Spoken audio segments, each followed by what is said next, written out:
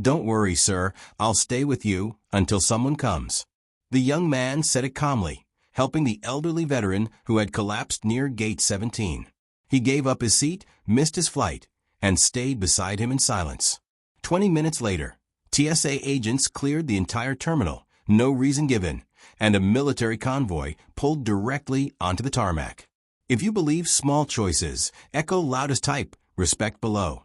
Nathan Price, 27, was en route to his first ever interview with a federal engineering firm in Seattle. The opportunity had come after 3 years of applications, 6 months of specialized security clearance procedures, and countless nights spent studying for technical assessments. This wasn't just a job interview. It was the culmination of everything he'd worked toward since graduating with his engineering degree. His flight out of Atlanta International was boarding when he heard the thud, a low, heavy sound behind him near gate 17. Not a crash or explosion, but the unmistakable noise of weight meeting floor with unintended force. A crowd shifted. A few passengers gasped. Others simply glanced up from their phones before looking away, the momentary disruption insufficient to break the spell of screens and schedules. An older man, silver-haired, slouched, visibly shaking, was slumped against a row of chairs, one hand clutching his chest, the other gripping the armrest, as if it were the only anchor in a storm. His breathing came in short, shallow bursts. No one approached him. Nathan moved without thinking, without calculation or hesitation. He dropped his carry-on bag beside an empty seat, abandoned his position in the boarding line, and jogged to the man's side. Not running that would cause alarm, but moving with purpose. "Sir, are you all right?" Nathan knelt beside him, keeping his voice calm, steady. The man wasn't speaking, just blinking slowly, lips slightly parted, holding a small leather satchel in his lap, and what looked like a military dog tag folded into his palm. His eyes, pale blue, remarkably clear, despite his apparent distress, found Nathan's face and held there. Nathan waved down an airport staff member, passing with a clipboard. "We need medical assistance," he said, voice firm but not panicked. The employee nodded and spoke quickly into a radio clip to her shoulder. "Don't worry, sir," Nathan said, turning back to the man. He shrugged off his navy blazer, the one he'd chosen specifically for the interview, and carefully placed it behind the man's head as a makeshift pillow. "I'll stay with you until someone comes."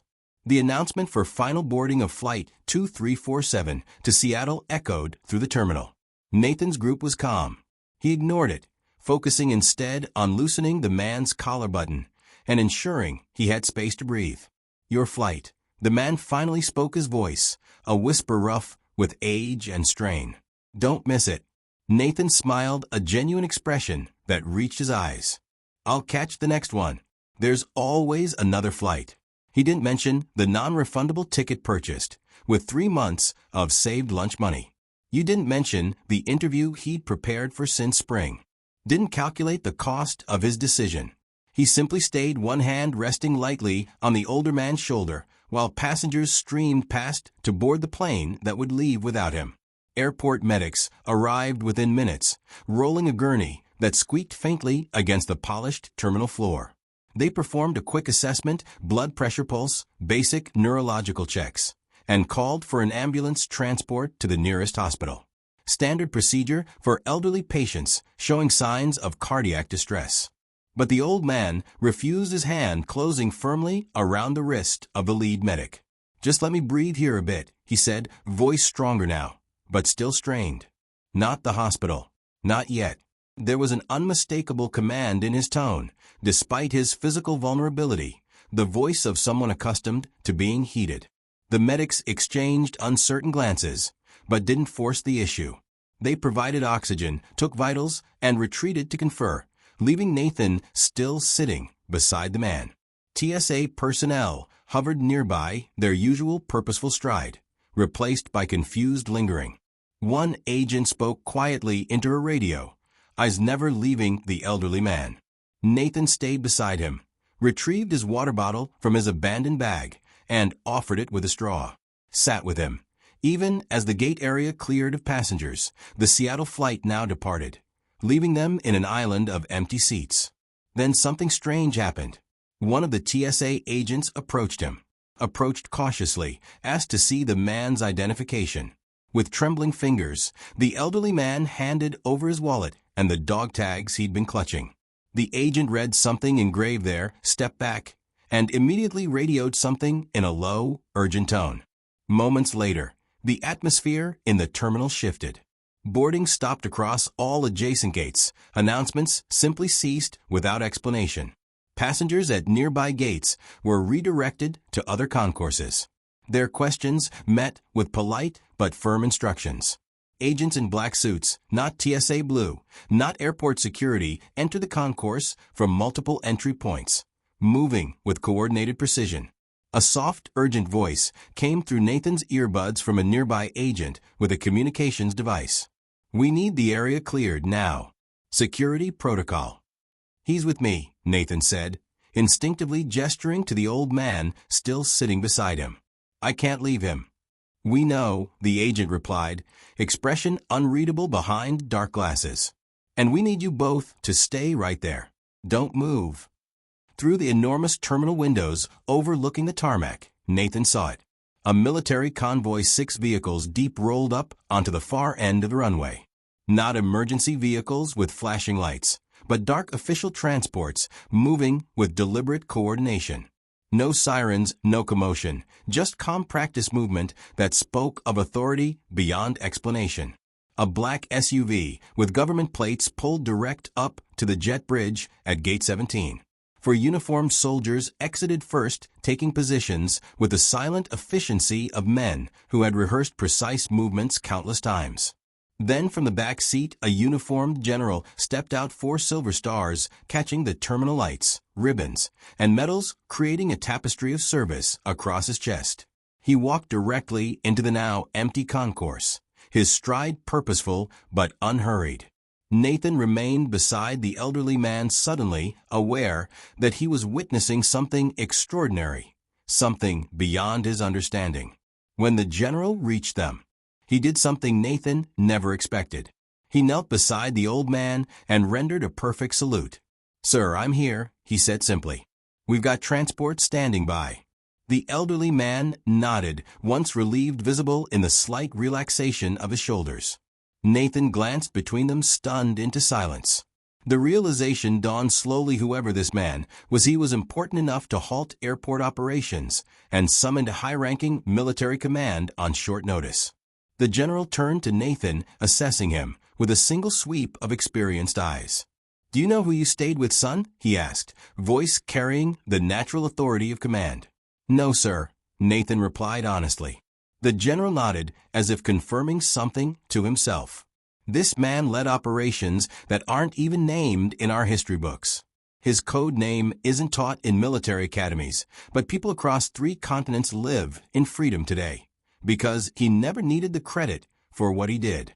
Nathan looked again at the elderly man, seeing him with new eyes, not just an older man in distress, but someone whose life had shaped events in ways that remained hidden from public knowledge.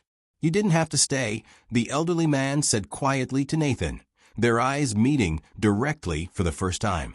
"Most wouldn't have." "It seemed like the right thing to do," Nathan answered simply.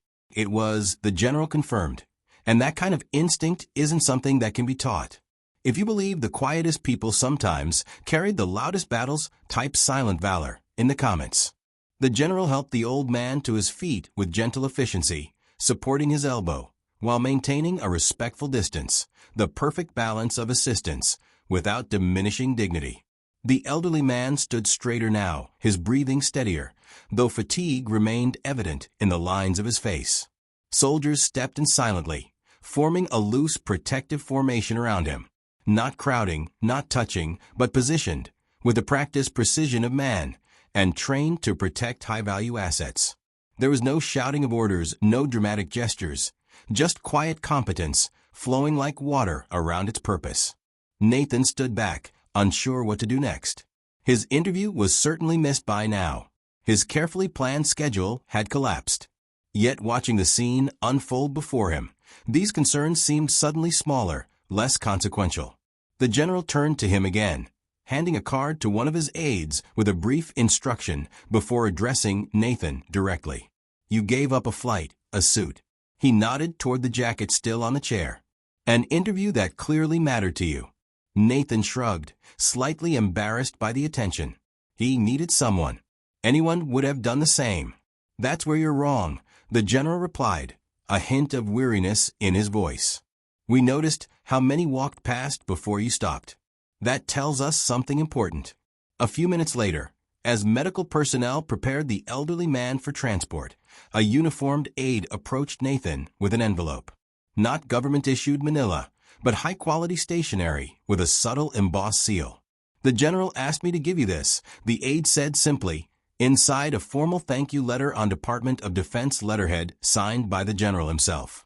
A gold-edged card granting access to federal service programs and expedited security clearance processing, something typically reserved for diplomatic personnel. And most surprisingly, a handwritten note on heavy cardstock. Character is not found on a resume, but it builds one. The right people noticed today. General M. Harrington. The general approached one final time now, flanked by two aides coordinating departure logistics on secure tablets. We can arrange transport for you to wherever you need to go. Seattle, perhaps. The question contained an unmistakable knowing they had already gathered information about his interrupted journey. Nathan declined with a respectful nod. Thank you, sir. I'll wait for the next flight. I'd rather not impose further. Something like approval flickered across the general's face. As you wish. As the military contingent prepared to depart, several TSA agents, the same ones who had initially seemed uncertain about the situation, approached Nathan quietly. One by one, they shook his hand without fanfare or explanation. A silent acknowledgement of something witnessed and respected. The staff at the gate, now reopening for regular operations, said nothing about the extraordinary events when Nathan inquired about rebooking. They simply printed his new ticket with priority status, upgraded his seat, and handed it to him with unusual deference. Thank you, sir. The gate agent said, the formality typically reserved for military personnel or senior officials. Nathan boarded later that evening, no crowd, no fanfare, just quiet people watching him with something different in their eyes. As if they had heard whispers of what had transpired, but knew better than to ask directly. As the plane taxied for takeoff, Nathan noticed something had been placed in the seat pocket before him. A small challenge coin, the kind exchanged in military circles to signify shared experiences and mutual respect. One side-borne insignia he didn't recognize. The other a simple inscription, when no one is watching is when it matters most. He slipped it into his pocket, somehow understanding that this was not something to display or discuss, but to carry quietly, much like the elderly man had carried his own service. The story never made the news. No headlines in papers, no viral clips online, no social media posts capturing the mysterious airport lockdown.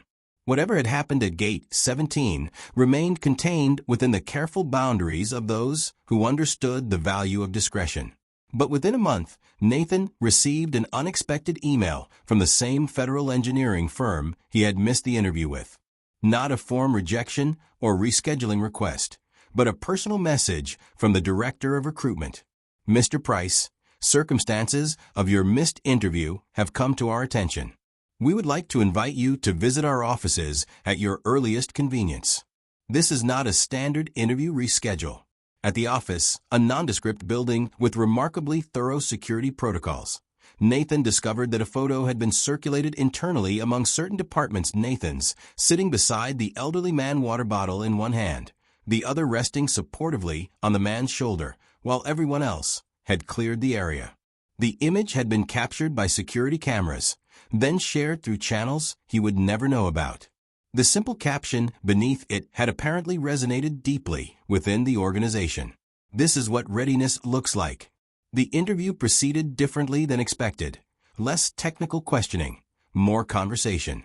About decision-making, under pressure, about values and priorities.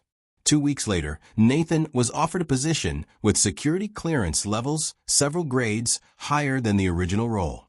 3 months into his new position, working on infrastructure projects, he couldn't discuss even with family.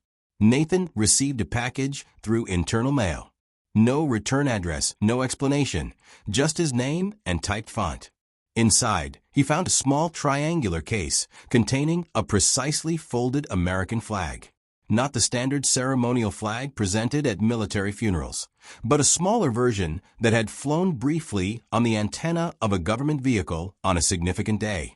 Tucked within the triangle of cloth, a note on plain paper, handwritten in neat, slightly shaky script, for staying still when the rest moved. MTB. It was only then that Nathan learned the elderly man's full name, Colonel Mason T. Burke, a Cold War shadow operative whose work had influenced global events while remaining completely unknown to the public. A man who had carried the weight of classified operations for decades without recognition or acclaim. Nathan placed the flag on his desk at home. Not displayed prominently, not explained to visitors, but positioned where he would see it each morning. A quiet reminder that some of the most consequential actions are the ones no one witnesses, and some of the most important people are those history never names.